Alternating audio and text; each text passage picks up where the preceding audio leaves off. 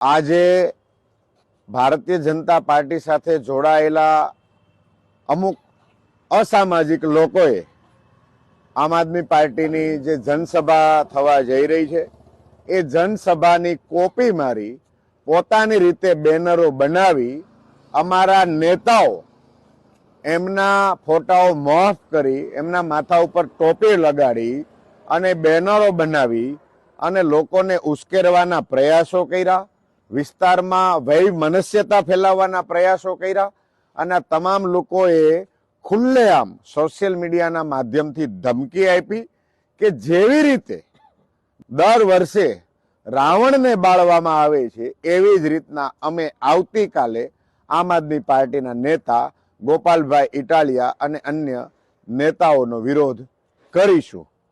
ત્યારે અમને એ સમજાતું નથી કે ભારતીય જનતા પાર્ટી સાથે જોડાયેલા લિંબાયત વિસ્તારના અને આ વિસ્તારના 84 વિસ્તારના આ લોકોને આટલી બધી વૈમનસ્યતા ફેલાવવાનો અધિકાર આપ્યો કોણે?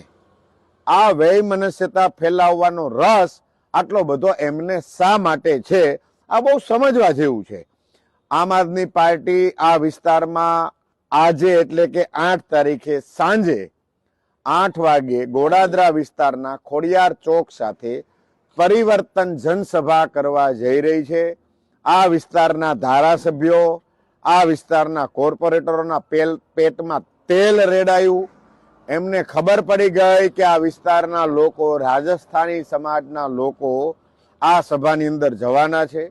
મહારાષ્ટ્રના મરાઠી સમાજના લોકો આ સભામાં મોટી સંખ્યામાં જવાના છે.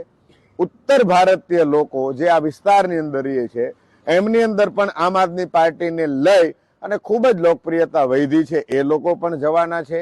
આ વિસ્તારની અંદર રહેતા ગુજરાતના અલગ અલગ સમાજના લોકો, આહિર સમાજ, દેસાઈ સમાજ, માલધારી સમાજ, આ લોકો પણ સભામાં જવાના છે.